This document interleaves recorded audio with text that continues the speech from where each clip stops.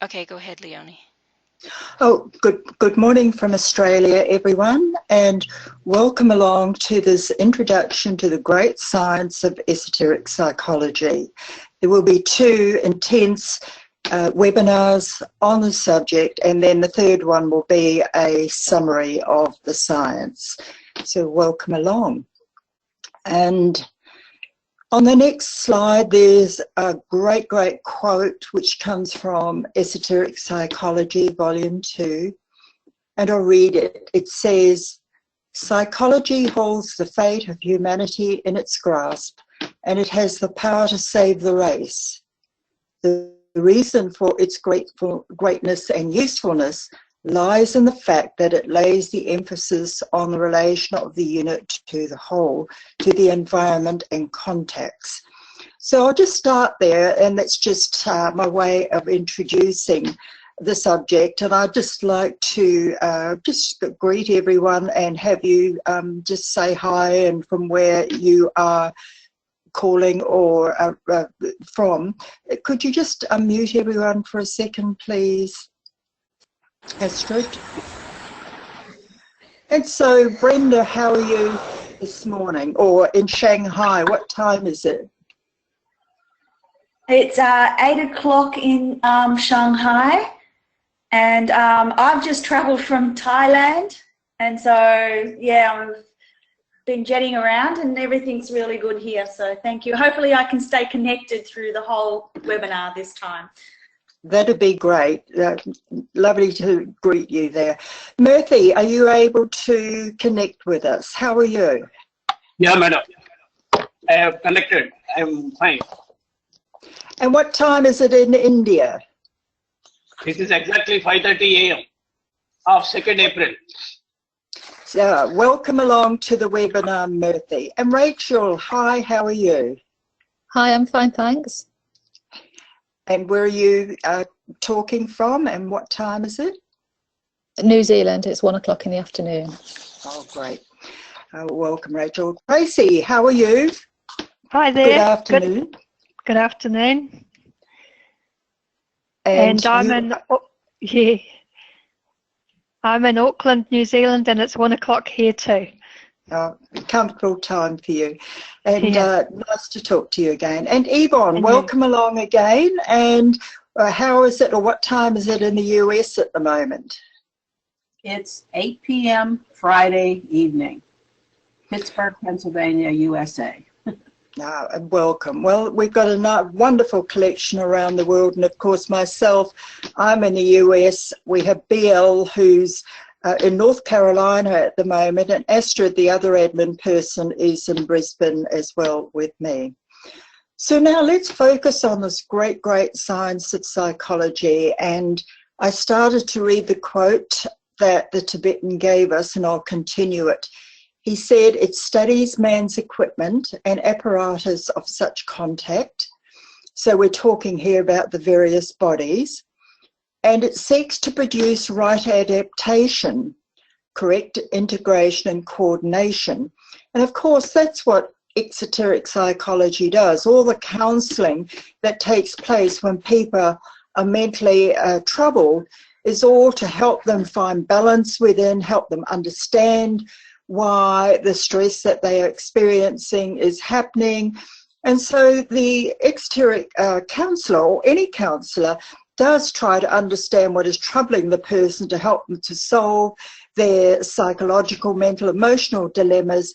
And then the Tibetan goes on and release the individual to a life of usefulness, fulfillment and service. And that is the goal, of course, to help the person free themselves from a psychological dilemma that really freezes them in time and space. And that's what happened to us when we have troubles that hold us, when we don't resolve our troubled emotions, when we don't clarify our troubled thoughts.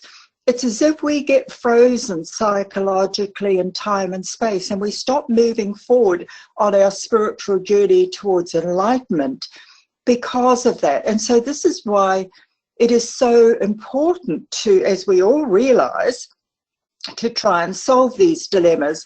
And if, of course, we don't, then we see all the psychological troubles that we currently see in the world today. And as the race becomes more mental, we're seeing the appearance of a greater number of psychological problems, and also some new problems are coming up, like autism has really only been around noticeably in the last 30 or 40 years, and that's becoming more prevalent as well. And all of that has to do with the increase of the race becoming more mental, becoming more educated.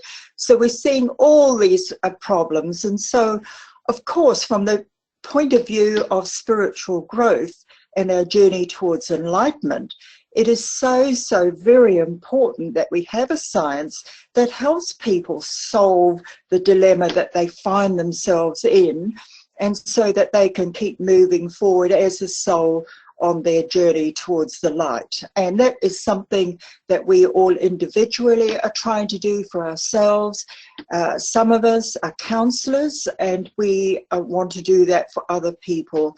And whichever way it is, we have this wonderful tool that the Tibetan has given us. And in the next century, we will see esoteric psychology really grow in its influence in the race. So do we have any, and the next clip, thanks, Astrid. And I've just got here the little picture, I think you've got it in your book, because when he talks about the relation of the whole and study our equipment and apparatus, well, there we just have a little synopsis of who we are in terms of our equipment. So up the top, we have the star representing the one life, the universal life, as it were. Then there is a thread connecting us to the spiritual triad, also called above that our monad, or a spiritual spark that a higher star could also represent. Then we have our spiritual triad of Atma, Buddha, Manas, connecting us with our soul body, our soul consciousness, which is really the body of the triad. And the soul is seeking to work through our personality equipment, which is our mind, emotions, and physical etheric body. And when we become integrated, of course, we have a personality body, which is not shown in there. We also have in that little diagram the antakarana, which connects the soul and spirit to the physical apparatus via the brain. And it's so important, of course, because if that antakarana and the consciousness thread which comes through it and connects in the brain, if that gets snapped or there's some trouble with it, you get idiocy, there's no consciousness, nothing behind it. All we have is the animal self, and we don't have a consciousness behind it, because the soul, which is the source of our consciousness, is not able to communicate with the physical apparatus. So it's a good little diagram, just gives you the overview of that. So are there any questions about that? And remember to raise your hand at any time. I will take questions at any point through the whole webinar. But just so far, do we have anything, anybody would like to say anything? I don't see any questions. No, okay. Or next click, thanks, Astrid. Okay, so let's go to the next one. So this is the whole root of the whole esoteric psychology. It's all about energy. And so organic problems aside, the problem, i.e. psychological problems, is one of energy.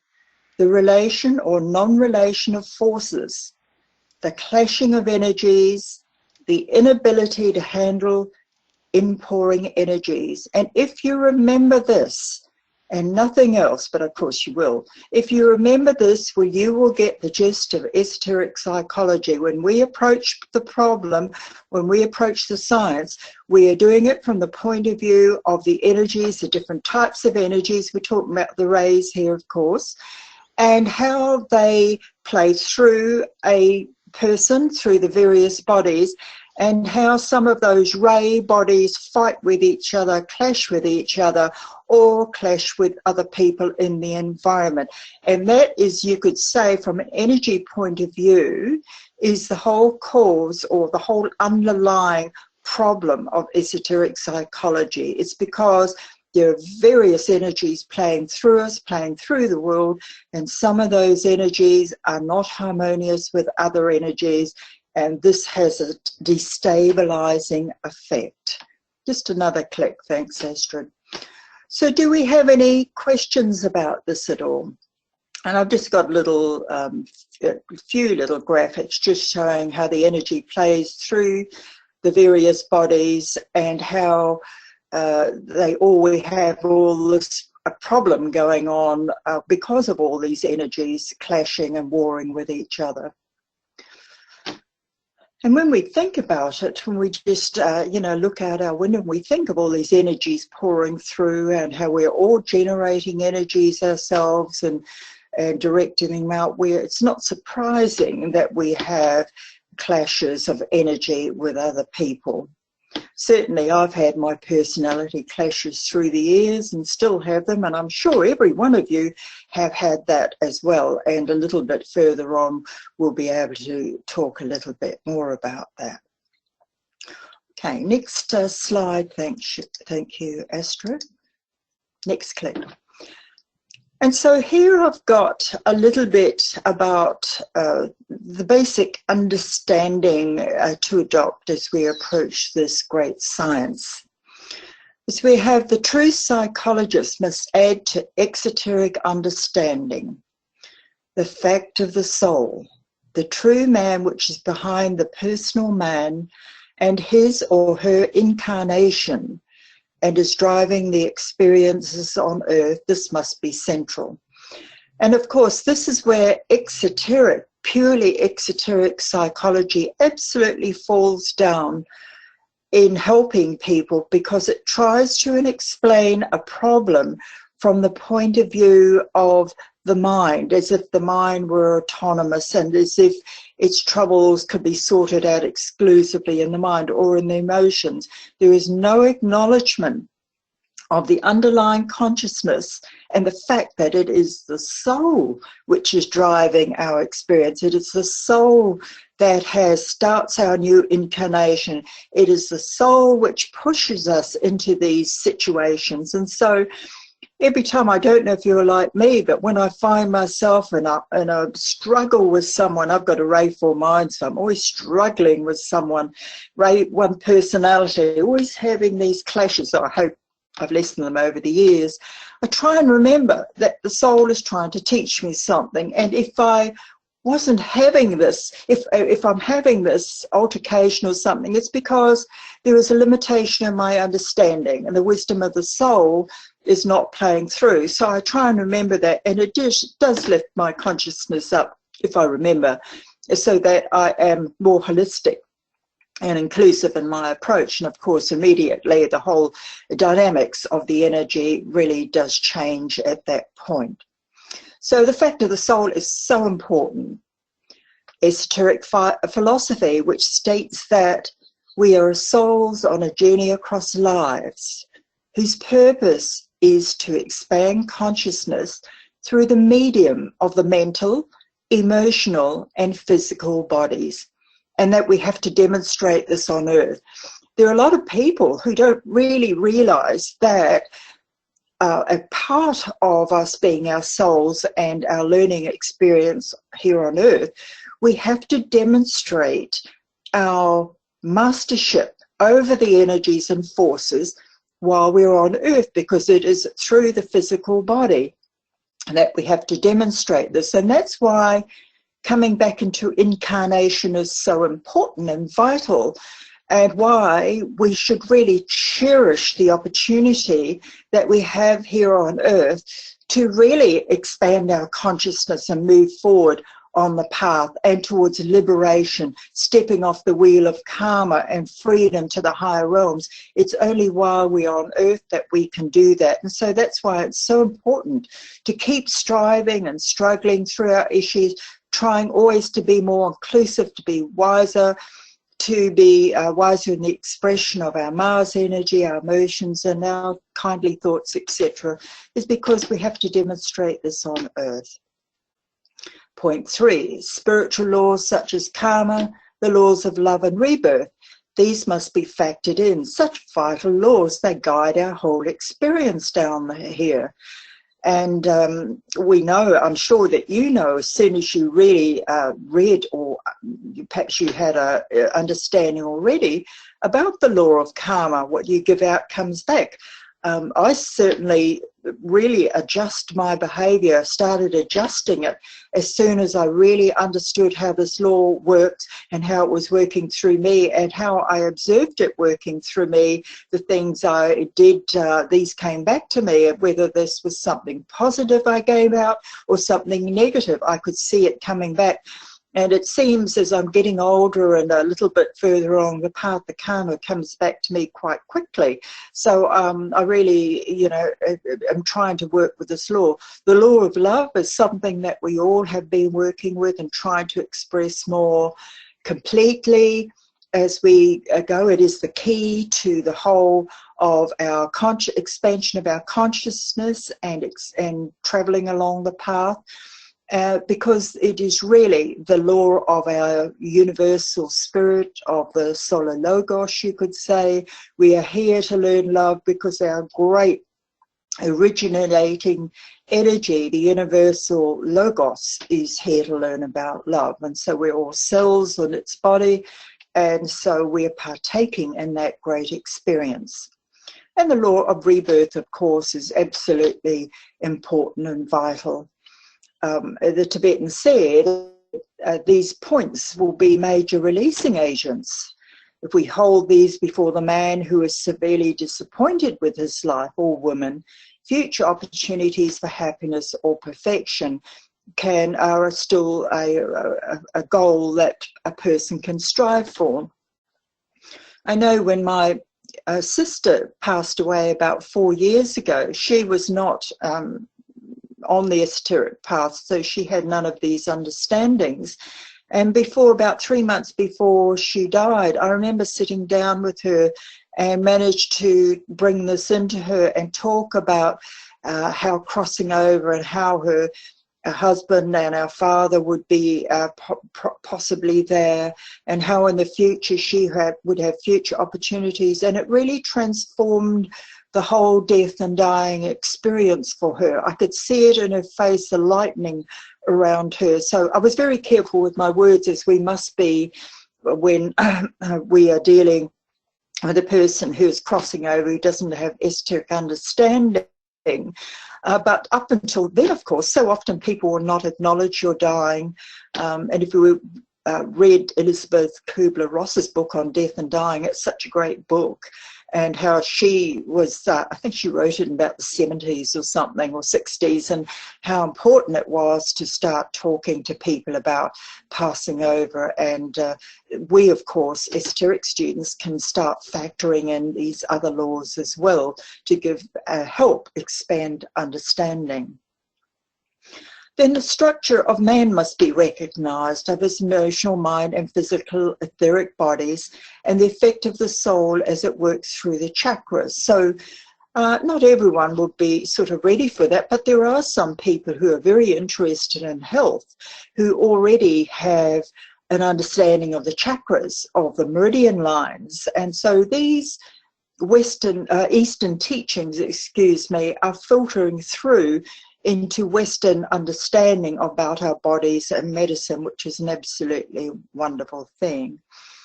And then, of course, the psychologist must have an understanding of the ray energies and other forces which qualify a man's life.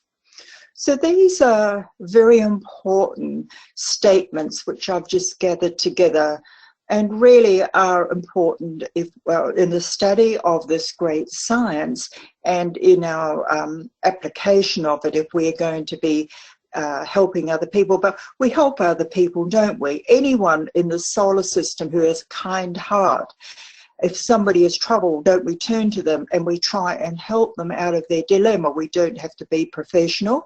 We just have to be a kind friend and a caring person. And so understanding these great principles and applying them to our own life helps us become a greater solver of persons' dilemmas and problems, just because we have that understanding, we're applying it to ourselves, and so we have that wisdom to give to other people. Would anyone like to add anything at all to, or remark or comment or ask a question about any of these points we have on this slide, or anything associated with it? And BL and Astrid, please chime in if you have something you'd like to add. Okay, I don't see any hands. I don't see any questions. Okay, So, all right. That's fine. Well, let's move on then to the next slide, please. And so here is this is an updated version of a chart that comes from your workbook in Esoteric Psychology 2. I put this amended chart up just a few days ago, so if you want to get the more recent chart, here it is. And so it really is quite a good chart and gives an overview of the problems in the step-by-step way that the Tibetan presented them.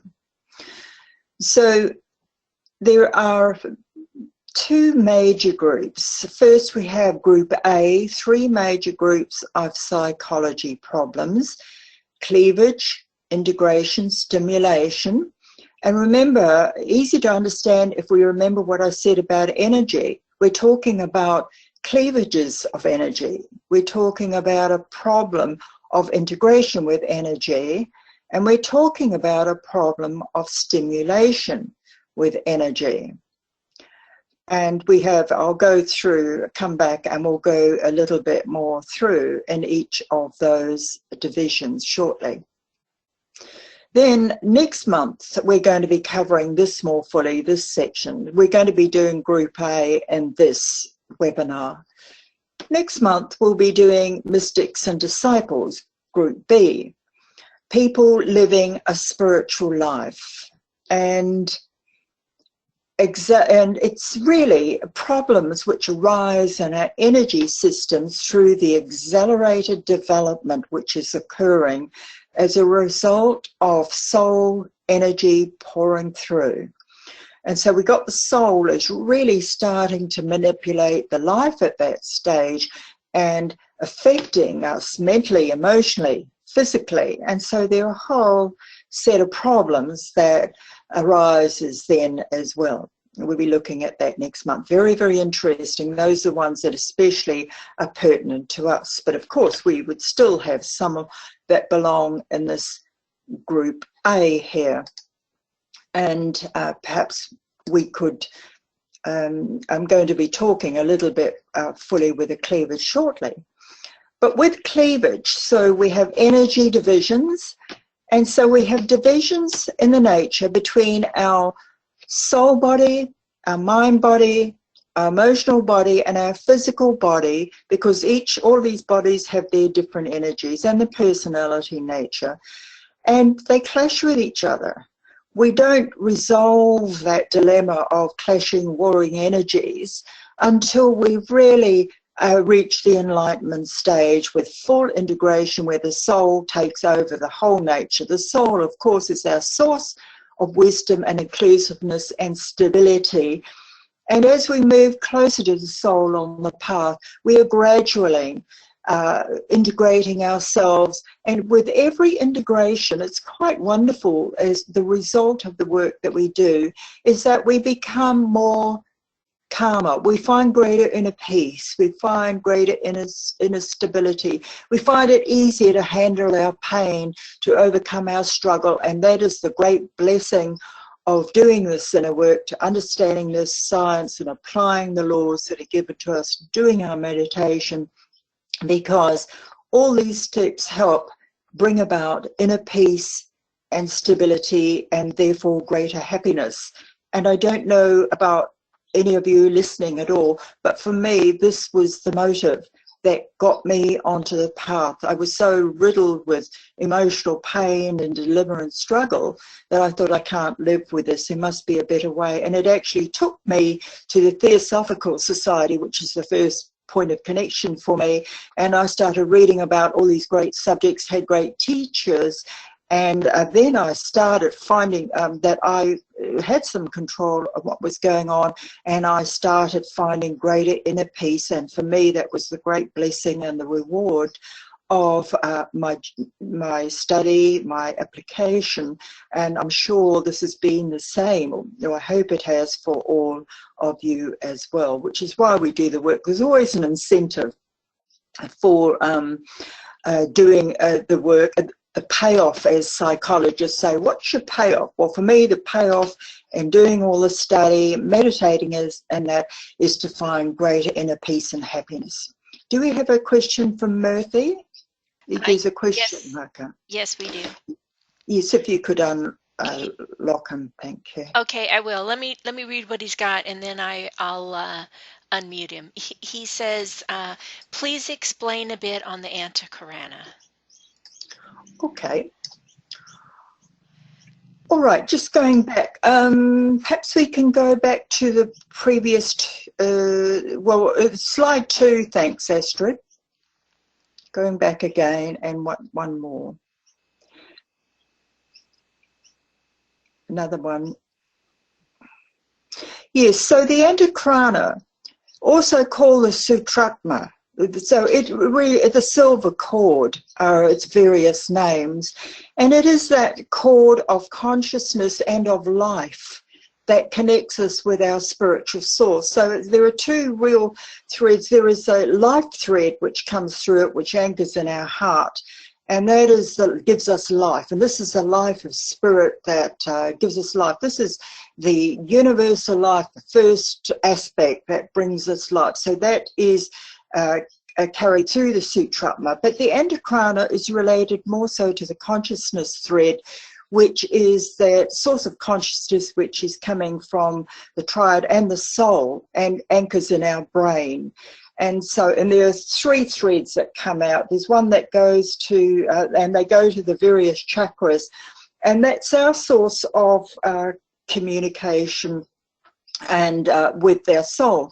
Now, in most people, that Antakarana has not been built between the brain and the soul, and the brain and the spiritual triad. But meditation, occult meditation, builds it.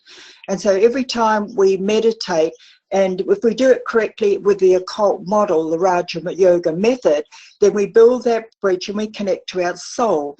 And through that inner work and building that bridge of light, we are gradually building the bridge of channel of communication, which is what another way of describing the Antakarana, so that the soul can communicate with us. So when we hold that alignment, the soul communicates, we communicate, if we're successful, of course. And so for that period that we're really concentrating on that when we're new, we are building that bridge. And then if we're new to meditation, then it starts to dissolve. And so that's why we have to meditate regularly, because every time we do, we build that bridge again. And eventually, when we're meditating regularly in the morning, but also are holding a meditative attitude during the day, then it really does mean that we have built that bridge, and soul is able to communicate to us through the Antakarana at any point in time. And all of us would have that experience, because we've all been assuming, meditating for quite a while, that we do have greater soul communication with our soul, because we've done the inner work. And then later on the path, we extend it further and we build it to the spiritual tribe, mainly to Buddha, to the intuition, and then virtually. But that Antakarana is that bridge of consciousness, goes beyond that as well. So Murthy, is that does that cover your questioning about the Antakarana? Okay. Yeah, mostly you have covered, madam. I will check. Thank you. All right. Thank you, Murthy.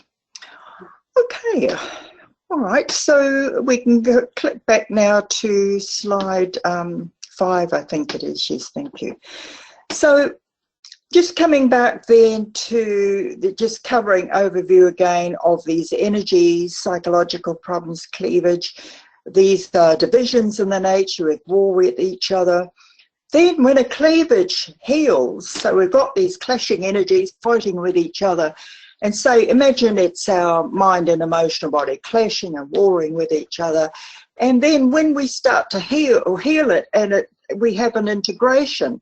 And this can come with another set of problems, which is problem group 2, integration, because what happens for a while, the body starts swinging. So just imagine we have mind and emotion, or we have a healed emotional body, because you can have cleavages within the emotional body itself. But let's imagine the mind and emotions have got into a line, there's a merging of it.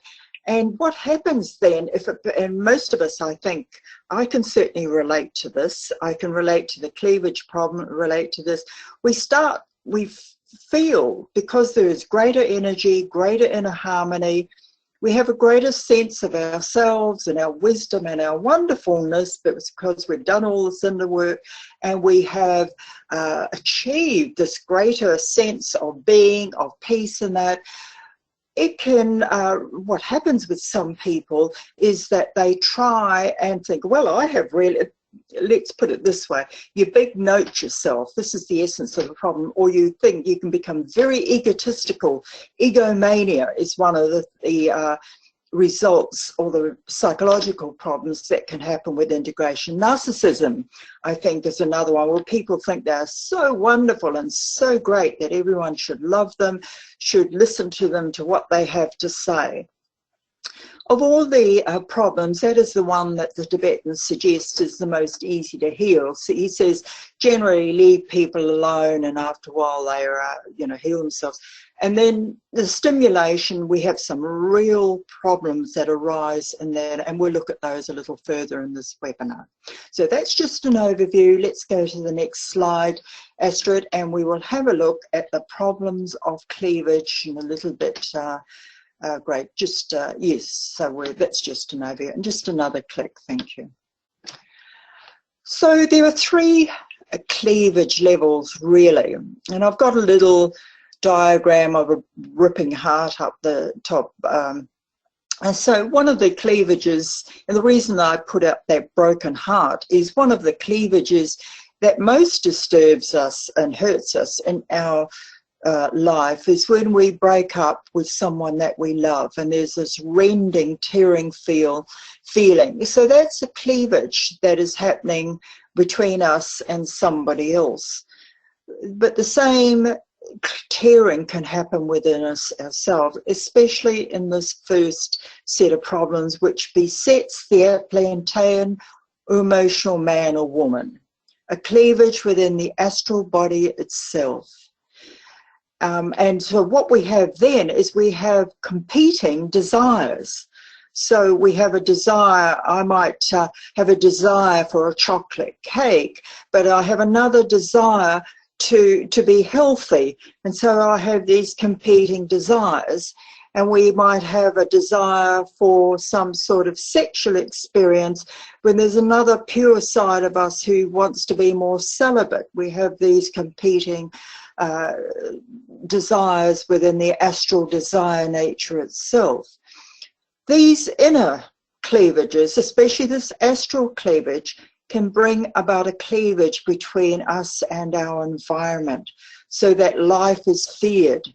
And there is great difficulty relating with and understanding others.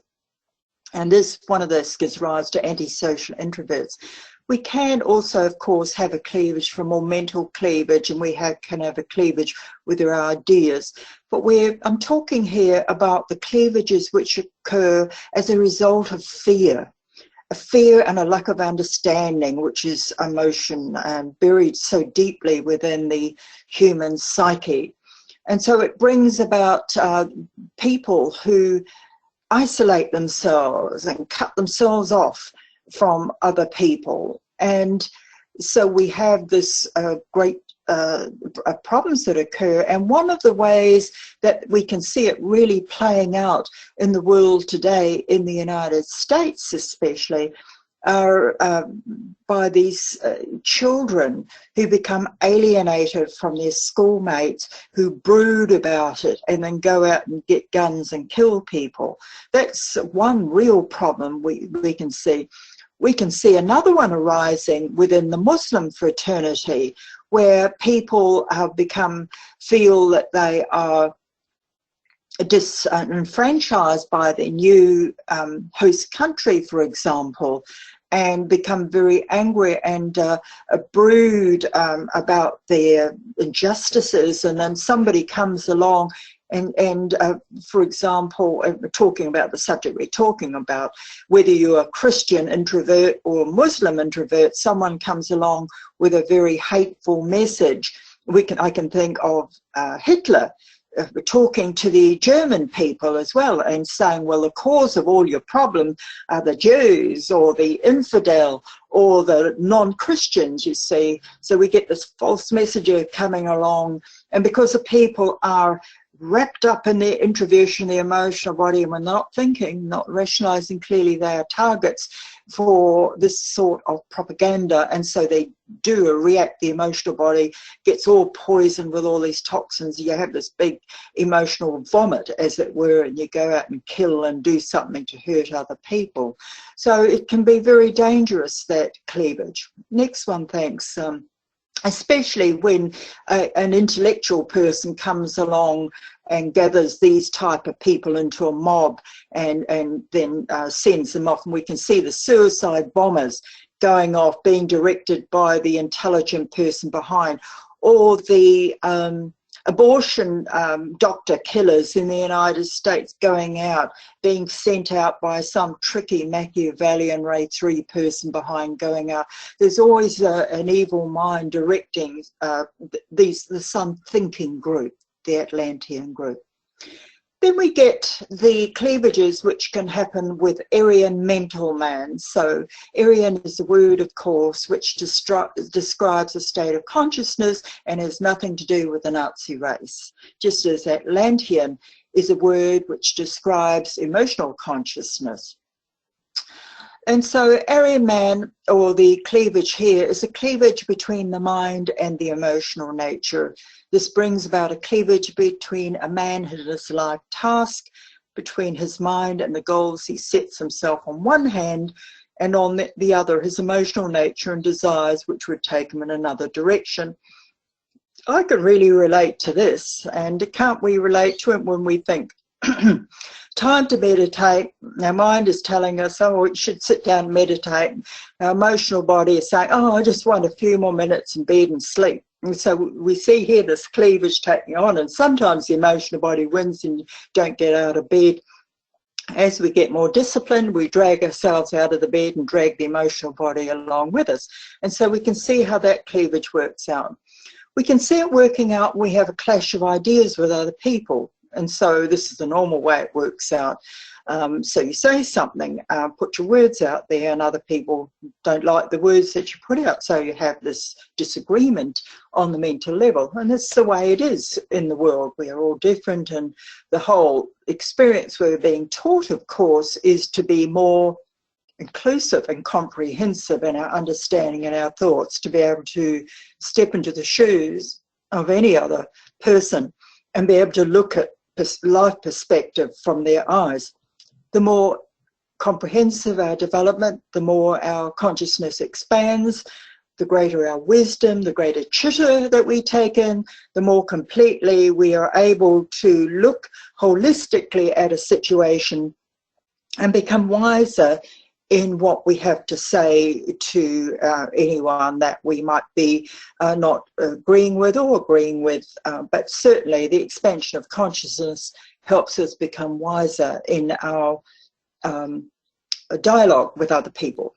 We can see in the world so often, isn't we have these great different ideologies and people arguing, Christian, Muslim, argue.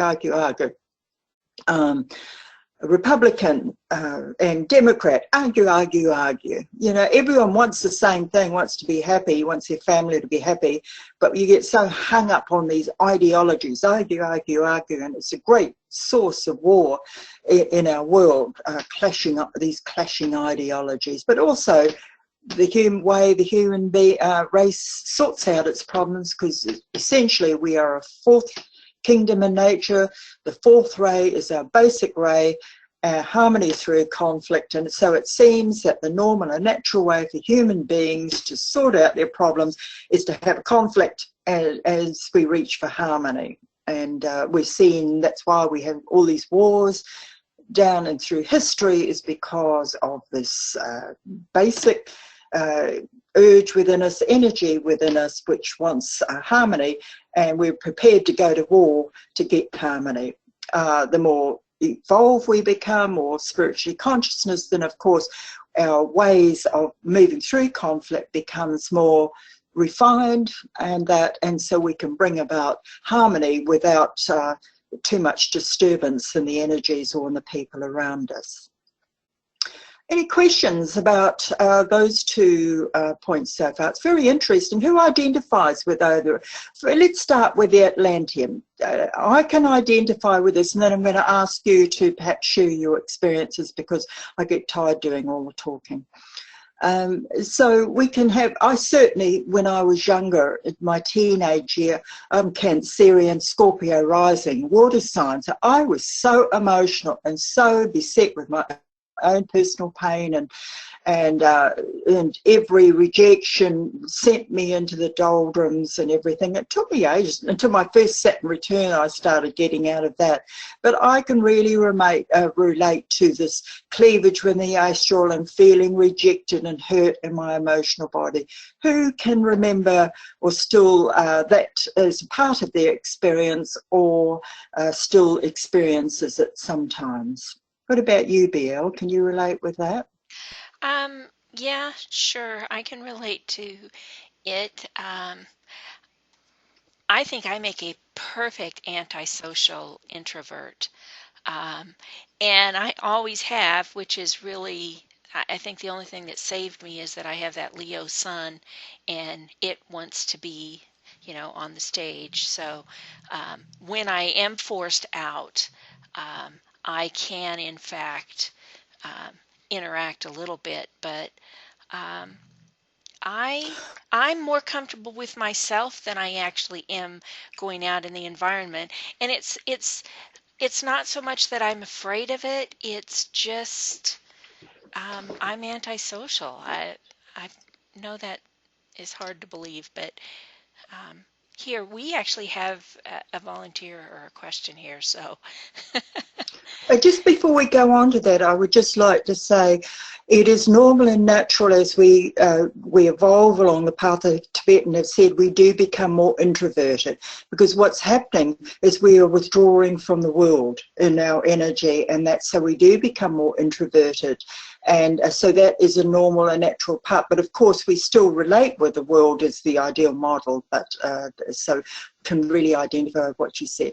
Yes, we have questions, thanks. Who was first, Bill? Okay, Brenda has a comment here that she typed in.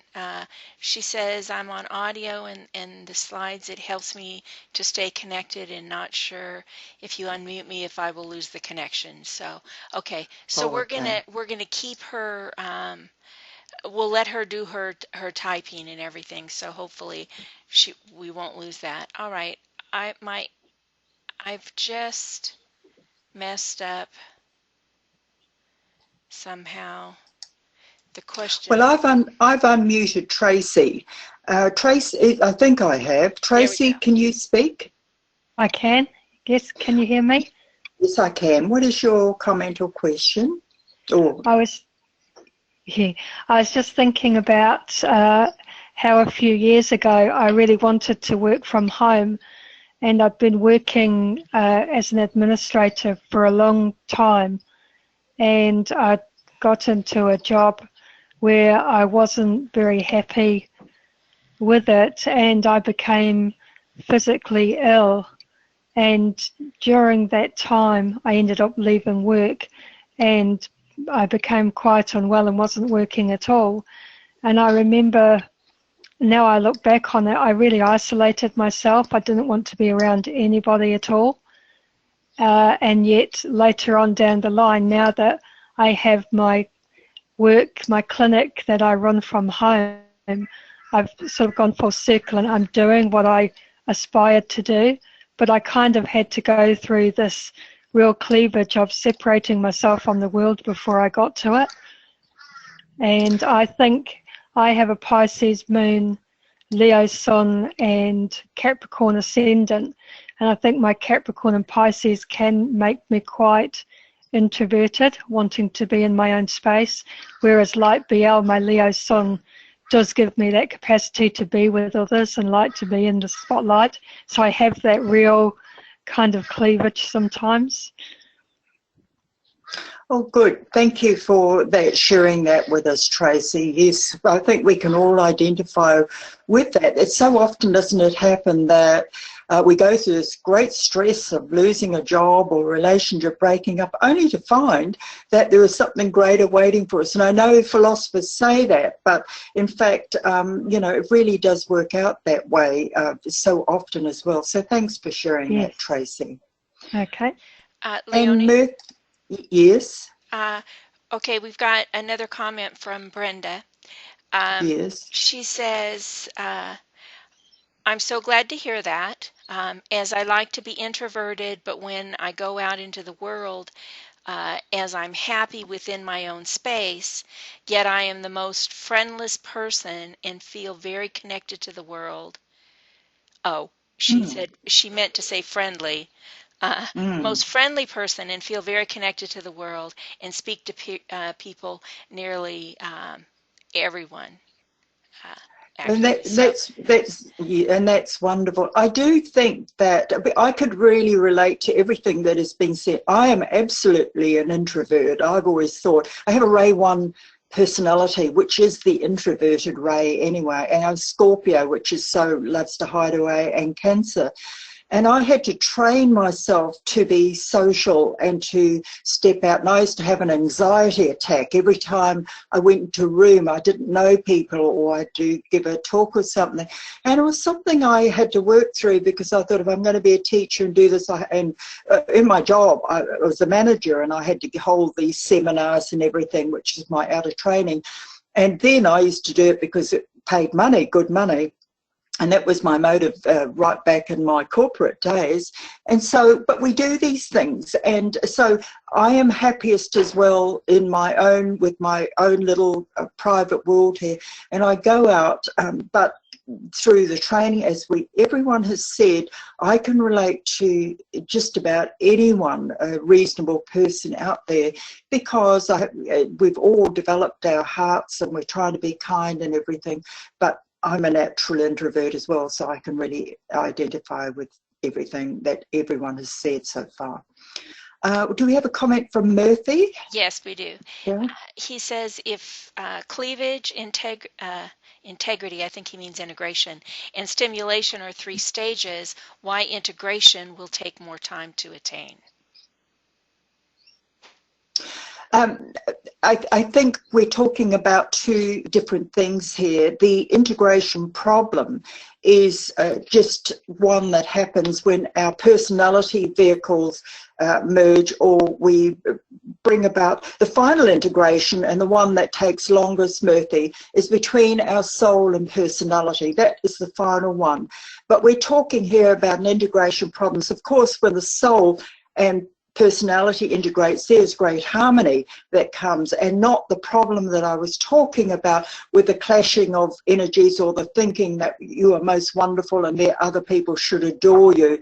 That's an integration problem, which is different really, and it just says, well, from integrating you can get this problem within the personality vehicles, which is different when we're talking about integration with the soul that brings about harmony. Does that make sense? Here, let me unmute him. Does that answer your question, Murphy?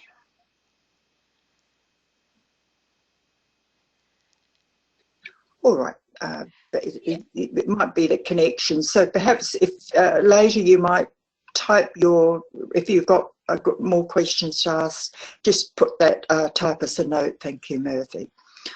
Okay, so let's just another click, thanks, Astrid, and we'll have a look at the third part of this. And there we have it there, aspirants and disciples, the cleavage between a man and his soul, which I was talking about. The little sketch there is supposed to be the personality, and the soul there, lovely little icon I've got there, you get the point. Produces sequentially a dominant selfish personality. So even though the soul is bringing about this integration and our physical, emotional and mental bodies have all become integrated, and so the personality appears, then still there is, before full soul influence, it becomes a very selfish, ambitious and a dangerous person in the world. And so we have examples of Hitler, and perhaps Mussolini on the more extreme side, but we've got powerful personalities like Margaret Thatcher, all the great leaders, Obama, David Cameron. These are all personalities, and depending upon the amount of good they do for the world, we can say they have more soul in them. The more evil they are and hateful they are, we say there's less soul in them, and that's our way of sort of identifying how soul infused that they are. But that is the great cleavage that finally we are trying to overcome, and all of us have that unless we're fully taken the third initiation and there is full integration from the soul. We have this one that we're tackling at the moment. And just a bit of therapy. Cleavage is abridged when the soul works through the mind to heal the clashing forces of ideologies. So this is a statement from the Tibetan. So what does this mean in terms of helping someone, counseling someone? Well, just perhaps the way I've done it is saying meditate. Meditate on goodness, meditate on soul, meditate on kindness. These are words that we can use to non-esoteric students or people to help them understand the great spiritual law we're trying to give them to help them somehow, and this will bring about the healing of the clashes. There are various techniques, exoteric techniques that have been developed that all are really a demonstration of this therapy guideline in action. So there we have a problem of an overview of the cleavage problem. I'm looking at the time, we need to clip along a little bit. Any final questions about cleavage, the problem of cleavage? Okay, oh yeah, do we have any chats about it, BL? No, we've discussed them all. Okay, next slide then. So let's have a little closer look at the problem of integration. So when a cleavage is bridged, so I've given you an overview of these, we'll go into a little bit more detail. When a cleavage is bridged, an integration problem can arise. There is a sense of great well-being and potency, and with the best motives, of course, trying to make the world over into our image, and there are three types. And then we get the egomania, the narcissist, extreme love of self, and a little therapy underneath. We need to realise we're an integral part of a much greater whole. We have the children of the baby boomers is called the narcissistic generation. It's all about me, me, me. And of course, back in the 60s and 70s, what we were being told to do is tell our children how wonderful they were, how they could be anyone in life. And it's given rise to this generation of children who believe that they are wonderful just by being themselves, and they don't have to do, looking at the problem now, they don't have to do anything to be rich, to be famous. They're all wannabes, want to be this. And of course, I'm being very general, you understand, not everyone's like this, but describing the problem section. And they just by being themselves. And of course, we get a lot of these entitled children. They're doing, one of the problems we have in Australia here that's been coming up into the news lately is we have these entitled children they're in their 40s and 50s now, who their parents are still alive, who've got all this property, and what they're doing is taking, they're getting control of the legal aspect of things, and they're putting their parents into age homes, kicking them out of their houses and taking them over their property. And we've had so many of these in Australia that it's got into the press. And so this is a real example of these narcissistic people who believing they have a right to take this property off their parents who did all the hard work to get it just because they are their children. So that's one way it's playing out in Australia. And so we might have a little bit of this within us ourselves, but the Tibetan seers usually leave people alone once they, of course, what happens when you've got a narcissist who's always talking about themselves, people take off, don't want to be around them. And so it's usually other people will sort you out if you're a narcissistic person, has been my experience. Next click, thanks Astrid. Then we get the fanatics. Driving everyone the way we have come. If I did it, you can do it. We've got this Ellen Jones, this person on radio. You have your Fox channel in the United States with that Bill, what's his name, on Fox, who is such a prophet of rightness, stands on the moral high ground of being right all the time.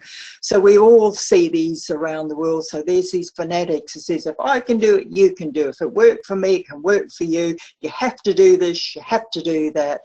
And they forget or fail to recognize the differences in background, ray type, point in evolution, tradition, hereditary. I know in New Zealand, because I'm a Maori origin, back in the 60s and 70s, it was still very, very racist back there.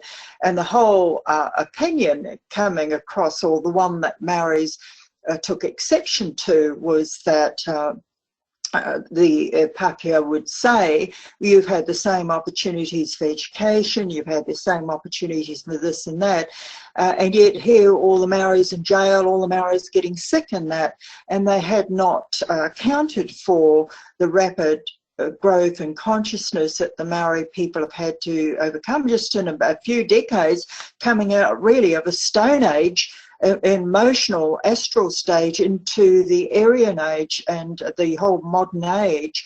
And so there was a failure to recognise point in evolution. Same in Australia with the Aboriginals. I hear it all the time when we pour all this money at Aboriginals and they're still not solving their solutions, unable to have not got this esoteric understanding that we're dealing with the most ancient people on earth who have not got the mental, emotional equipment of a modern person, is unable to respond to the mental approach to healing, to sane living, just this lack of failure, as the Tibetan pointed out. And the therapy is just the need to realise and accept differences of ability. That is a major problem in the world today, this fanatical one, if I can do it, you can do it, unable to, failure to recognise and accept differences of ability. And this goes to races, to religions also, perhaps, and to cultures and nations as well. Then we have the third point, please, Astrid. The overdevelopment of the sense of direction or vocation.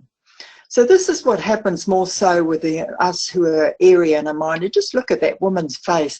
I think I used to look like that in my corporate days sometimes. I used to be a real bossy boss and order and try and get people to do the jobs. And I used to work out on paper how long it took people to do these different jobs and time and think, well, why can't they do them? I've timed this, I know it can be done in this amount of time.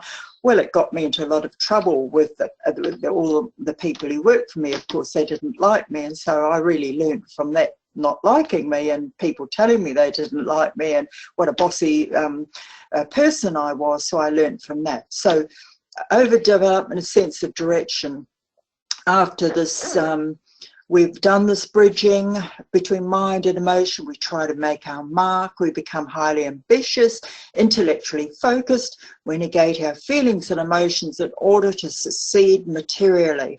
And we see people out there in the world. And it's also the way very often in the Western world that men are supposed to be. Men are supposed to be strong and not have feeling. Well, going back into the 60s and 70s and the 80s perhaps. Luckily, it's healthier today. Its feelings are acknowledged. But going back into the 60s and 70s, no, men had to be strong, perhaps the 50s also. Weren't allowed to cry. Women were weak. They could cry. Men never cried. And so we had these soldiers coming back from war with PTSD, breaking down all over the place because men are tough. Men don't acknowledge their pain or suffering. And so we have all these sorts of problems which has arisen from that. But so these are the three integration problems, and for a lot of us it would be the fanaticism or the overdevelopment sense of direction that may have tripped us up along the way. So does anybody relate with either of those or more than one of those different forms of the integration problem? Hi, Leoni. This is BL. Yes. I've got a comment here from Brenda, but first I would like to say that yes, I know I do. Probably a little bit of all of them really, but you know, I've always looked at it as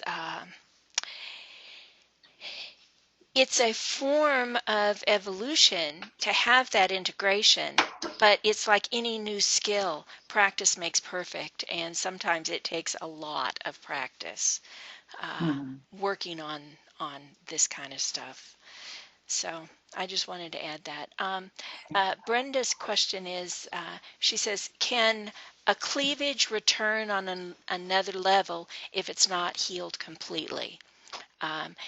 She goes on to say, is it like saying the lesson will keep coming back bigger and bigger until you learn?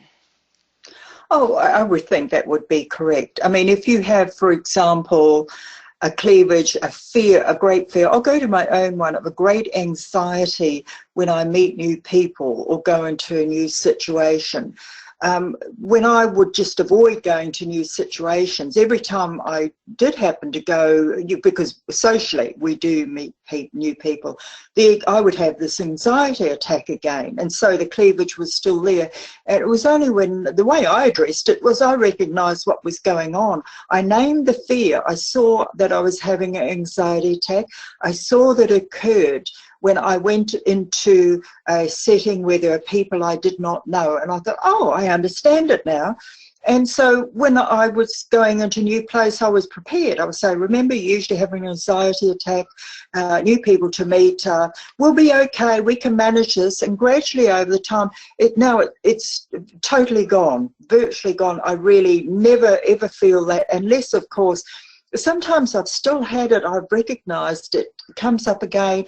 If I go into the room, because I'm not often in this environment, of very wealthy and socially prominent people, then I feel the anxiety coming up again because it's not something I'm sort of used to, and I have to work on it a little bit. Not that I'm very often in the presence of royalty, as it were, but it does happen. So yes, certainly that it will arise because you've got the cleavage, and until you heal it, you won't, it'll keep coming up. And of course, remember, the method of healing is understanding coming from the soul. So understanding what is going on, an intellectual understanding, and taking some steps to help yourself through those moments, and giving yourself a little loving pat on the back and things like that can all help. So I hope that answers your question. Okay, any other comments? All right, next slide, thanks. And we're good, we're going on time today.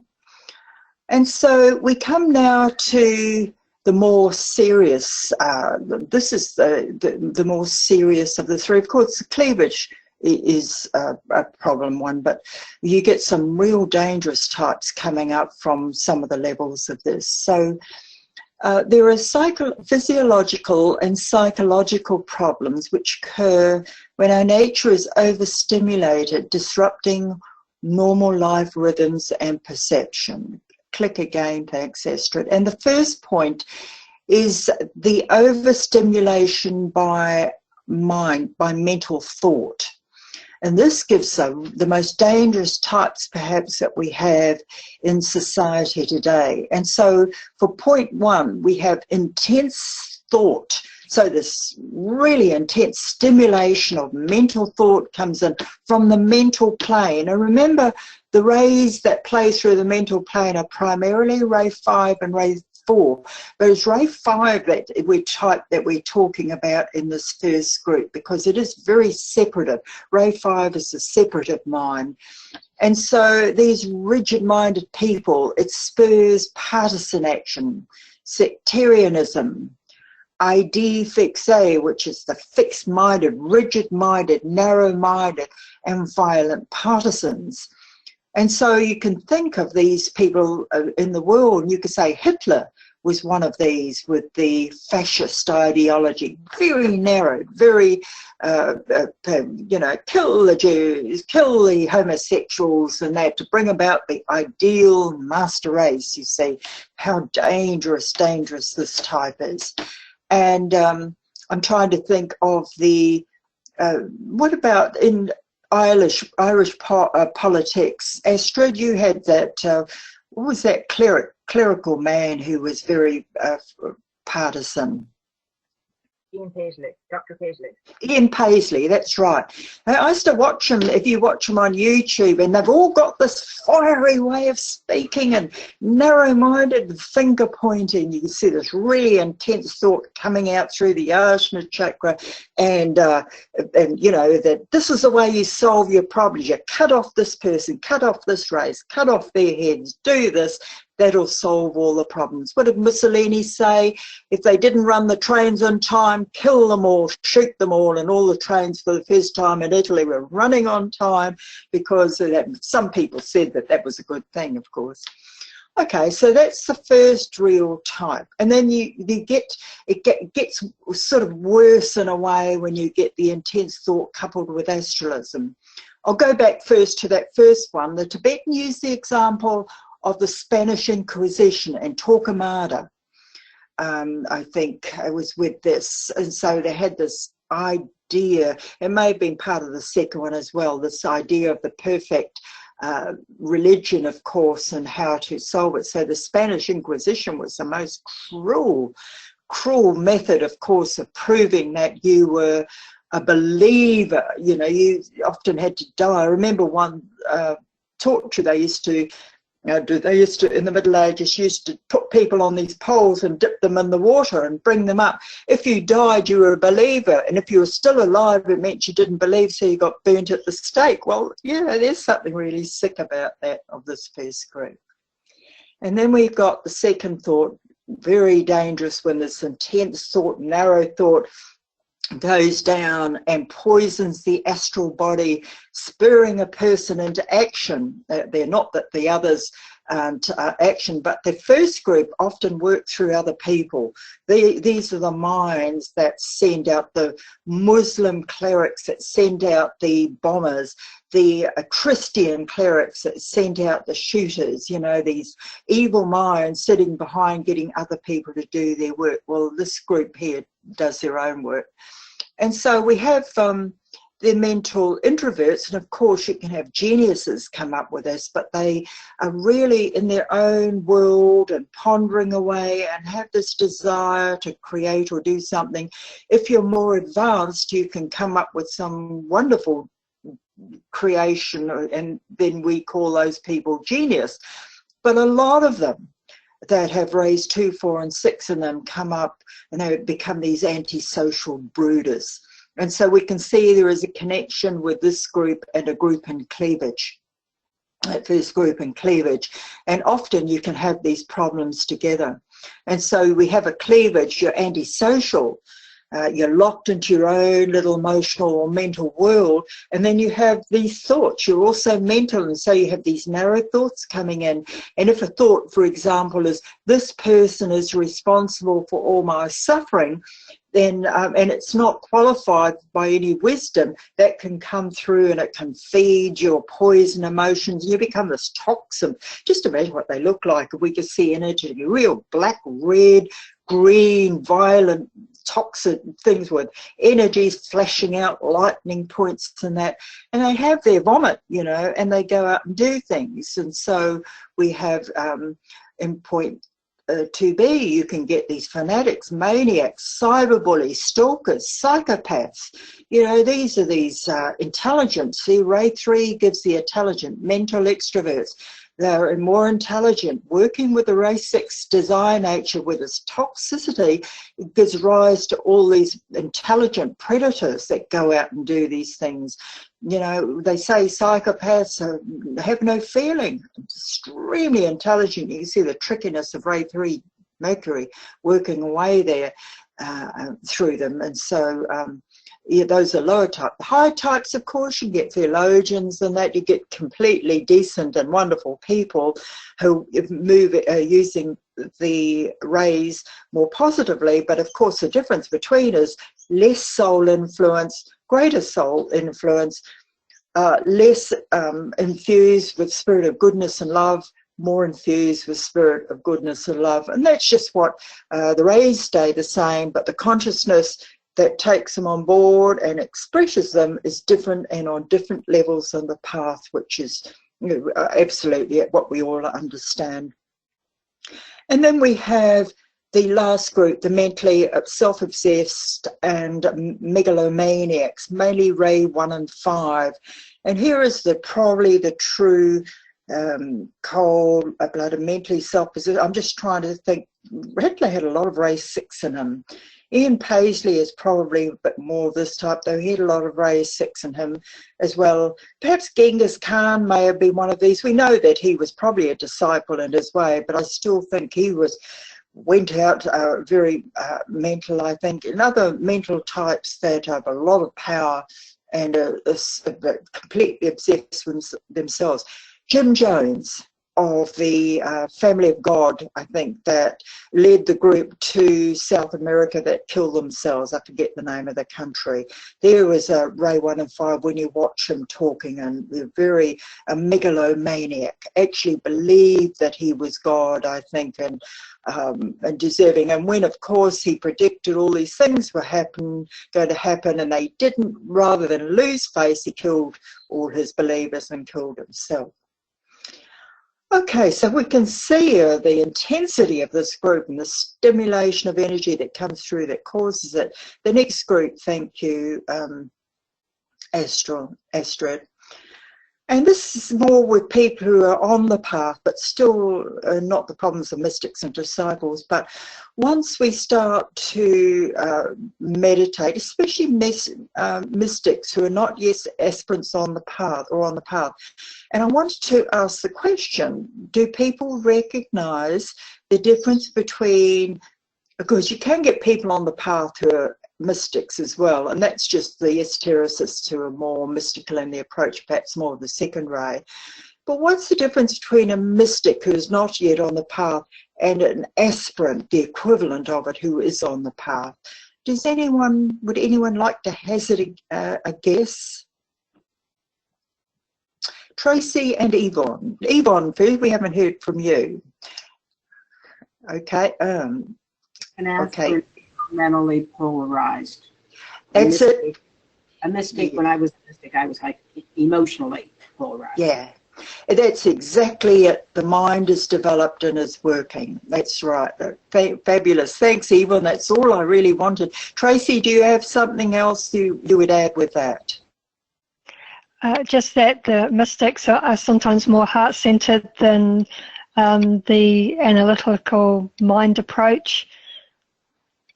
Well, no, it's interesting because you see, the thing is, as we go further, because here is the thing, the heart chakra does not really open until around the second initiation. It's quite advanced.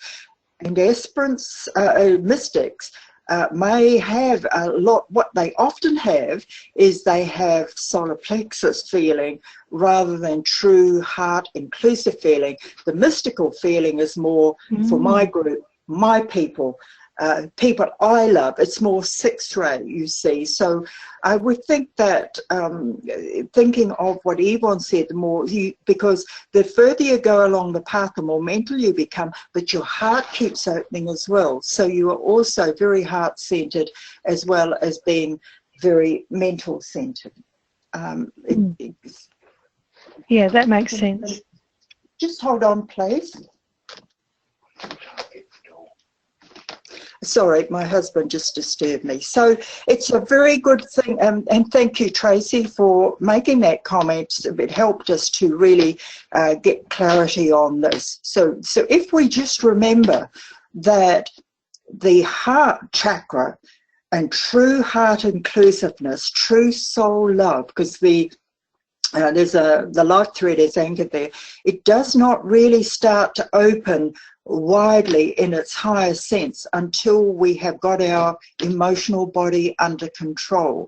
Now, it does start to, the heart chakra does start to open in business people, for example, or political leaders who are part of the group, but it's only in its very lowest sense, and they become group oriented, and they are very magnetic and attractive to people because, and their heart chakra is working in that lower level, but they are not inclusive, loving in the higher sense. And mystics who have not yet developed their mind, because true love, it's so interesting, true love is the ability to speak and think words of love. And we have there, you have the merging of the mind and the heart.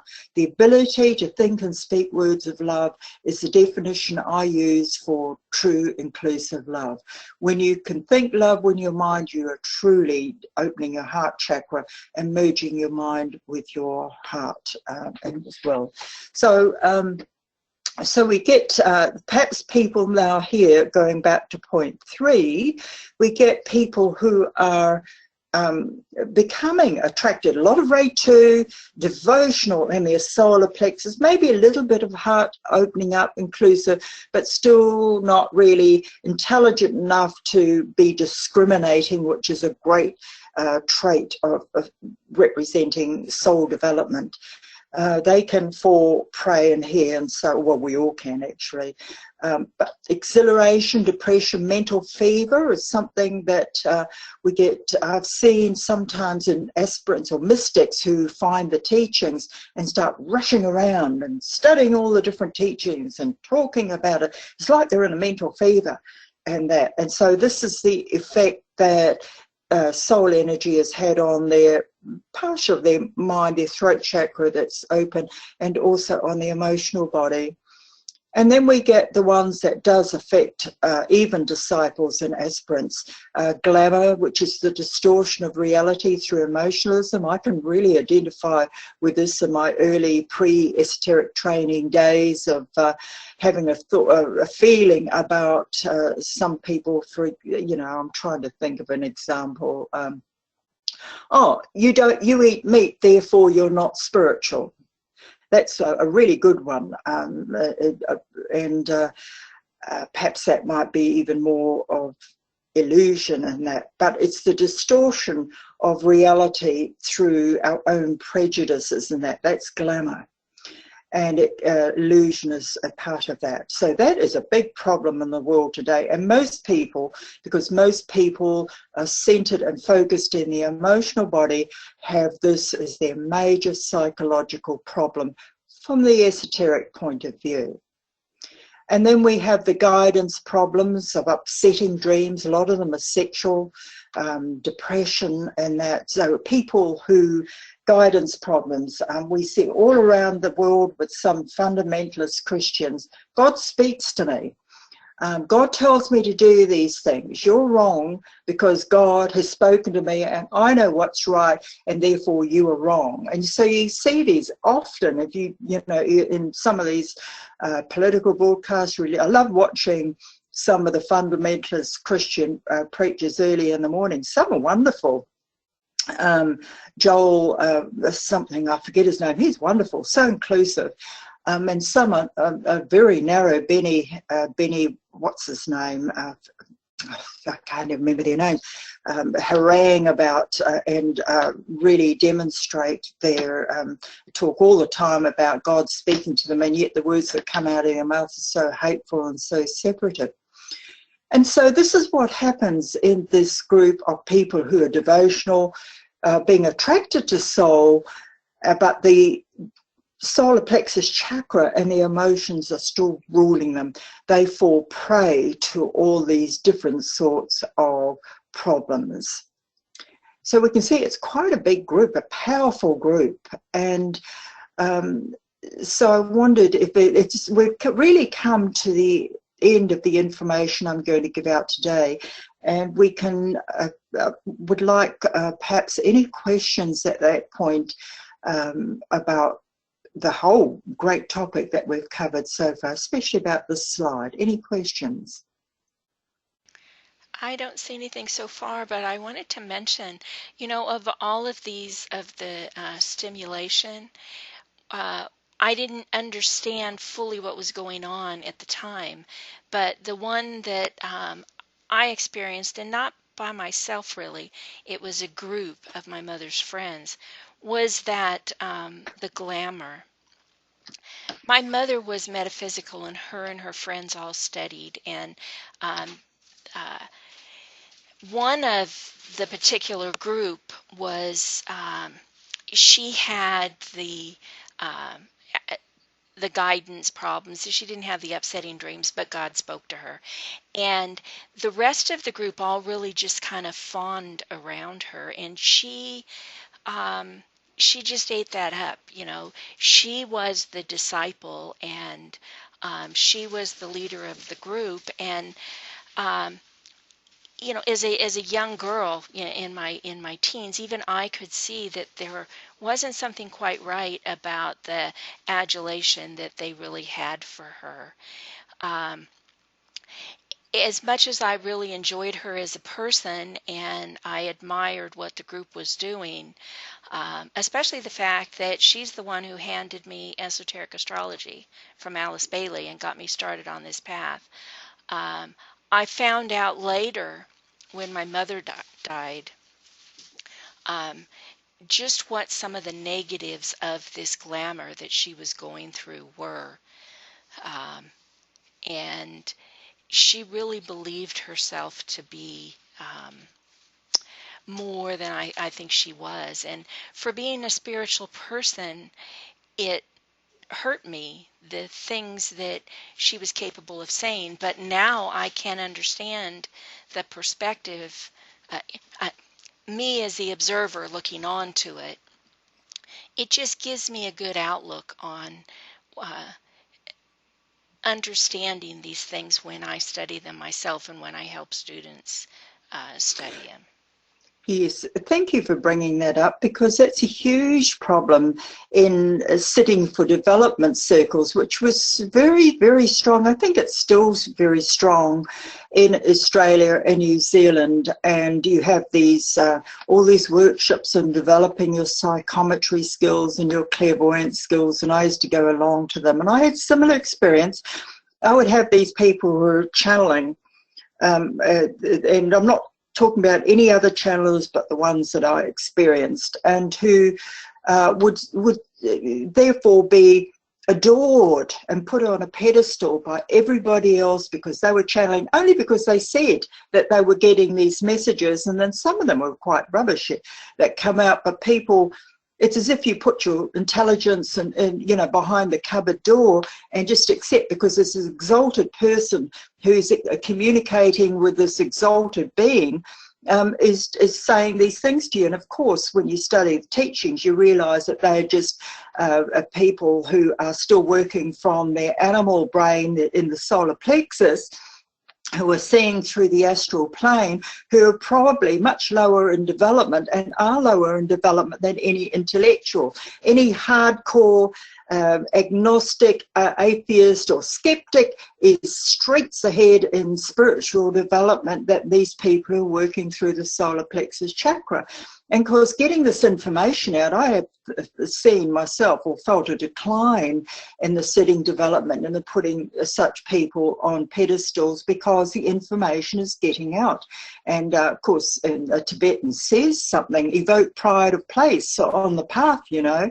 And if you know, if you're a channeler and you read something while you're working from your animal brain, well, that's not very inspiring, and it might give you pause to think. So, okay, so there are, one of the things that have the upsetting dreams, a lot of them are sexual. And the Tibetan, and we talked about the example of saints or monks and people in nunneries who were forced to be celibate. And of course they were praying to God, and so a lot of their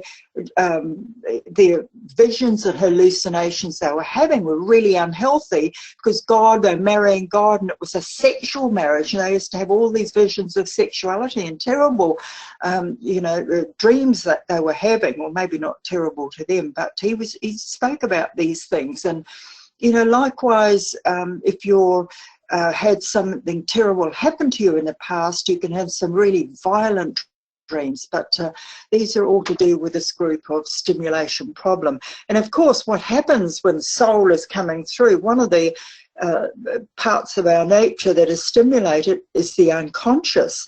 Light starts to get thrown onto the unconscious, and so unresolved hurts and pains that are down there start coming up, which is quite normal and natural, and we deal with them. But sometimes in sleep, of course, something comes up that we haven't dealt with, and so it comes out as a bad dream.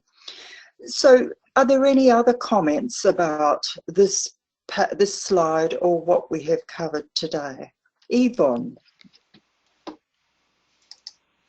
Yes, and I just wanted to mention this.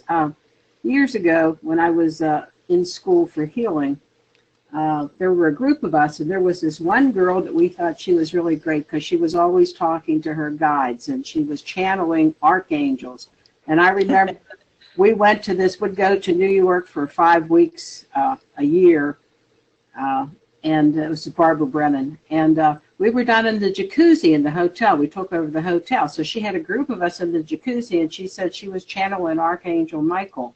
And I started to think, and I thought, what self-respecting archangel would channel to a bunch of people in a bathing suit in a hotel? This didn't sound right to me. And then she was always talking to herself and saying she was hearing voices, and she probably was, but they asked her to leave because she was like nuttier than a fruitcake. But, you know, it took a while to see this. But we were all stuck into this because it was glamorous. Isn't Barbara Brennan the person who wrote that Hands of Light? Yes, she is. That's a famous book. A lot of people. I'm glad you've given me that. Not, you know, but that's really, really interesting. But thank you. That's exactly what I was talking about. And when you were talking about Michael, I can remember I used to be a co-editor in a New Age magazine. I remember we got this letter from Archangel Michael, and he said, the letter was to go into the letters, all you other pseudo Archangel Michaels had better watch out, because I'm the true Archangel Michael, and I'm going to do things to you if you don't stop claiming to be Archangel Michael. And I thought that was wonderful because it put the whole thing in perspective. We had all these people channeling. I used to have a lot in my early days of Mother Mary. It seems that every second woman I was meeting was channeling or an incarnation of Mother Mary. You know, and all these saints walking around, all these Mother Marys were doing their non-spiritual things of maybe screwing around, excuse me, or alcoholism, or all these Mother Marys, you know. It was so funny. When you think back on it, Yvonne, can't you have a good laugh? Yeah, there seemed to be so much channeling. Everybody was channeling. That's right. Yeah. And you felt, if you were like me, you felt like you were inferior for a while because you weren't channeling everyone. I used to have my skeptical. No one was talking to me. No, all I was hearing were these skeptical thoughts saying, "Oh, what a you know idiot that person is." And I would say to myself, "Leoni, you just don't know anything." My soul saying to me, "Go for it, girl." Anyway, okay, thanks Yvonne for your comments. Any other thoughts about what we learned today? Well, I'd like a final comment from everybody. What was it today from the webinar that you're going to take away with you that you most enjoyed? So if you could unmute everybody, or I think Muted. Can't I? If you could unmute everyone, please, BL. And like you to just offer a comment about why that. Yes, Yvonne, what is it today that you were going to take away with you? Well, it was a good review for me. Unmuted. Because and cleavage and integration, because that always confused me, and I studied it a couple of years ago, but I've forgotten a lot of it. So I enjoyed that, and it made it clearer for me. I thank you. All right. Well, thank you for that then, Yvonne. Tracy. A better understanding of the psychological dilemmas. Yeah, it's just really interesting for self and others. Yeah. Thank you, Tracy. Rachel. Hi. Small point. I think it was what you were saying about think love with your mind and merging your mind with your heart. It's something that's come up in the last few previous months for me, so I've been thinking about that quite a fair bit. Good. Thank you, Rachel. And Murthy, are you able to speak? Yeah, yeah, madam. Thank you very much. Good. Thank Can you, you hear me? Murthy. Yes, I can. Do you have a comment to make? Something that you most liked in today's webinar? It's very good. I have got a lot of inputs in that. I have to study further. That's very good, Murthy. I'm still waiting for your first paper to come in, so looking forward to that. And Brenda. Yes, here we go. Can you hear me? Yes, I can. Oh, beautiful. I'm so glad and grateful that I could stay for the whole webinar. But for me, which is not necessarily about cleavage and integration and stimulation, but just working in my mind, all the things that I've done so far. You know, I've dabbled in kinesiology, I understand the chakras, I'm a yoga teacher. I'm trying to put the esoteric psychology and all those pieces together so that I can then be able to speak. Do you know what I'm saying? Like, I have confidence. This is just about listening to everybody and their comments and then just understanding my own confidence that it's okay that I do know more than I think I know. Yes, and I think, are you intending to counsel in the future, through astrology or any other means? Am I what, sorry? Intending to do counselling to advise people. Well, we all are going to be counsellors. I think from what will help integrate it for you and did for me is finding your own method of using this information, taking what it is that appeals to you and putting in a little way of, a little method of helping people. I'm just thinking it might be a really good paper to put into the course. I think there might be something in the last, I do ask people, I think, to put together a little bit of counselling thing, but it's when you apply it and think about how you will use the information to help someone actually and sit and do it and write it out in a paper, that it brings it all together for you. And I'm thinking that that might really help you, Brenda, but it is something that I think you're asked to do in the papers that are coming up in Great Quest 2. Okay, excellent. Thank you. Thank you so much for your webinars and BL as well. Okay, well, thank you. Then that brings us to the end. Bill and Astrid, do you have any final comments? No, I don't, except thank everybody for attending. Yes. All right then, well, I would like to thank everyone for attending as well, and I look forward to seeing you at next month's webinar when we're going to be looking at the chakras, particularly and those problems that really apply when we're doing esoteric meditation. So I hope you can all come along then. So bye for now, and thanks for attending. Thank you both. Goodbye, everybody. Bye. Thanks, Leonie. Thank you. When is next month? The 29th. Thank you. Bye. Bye.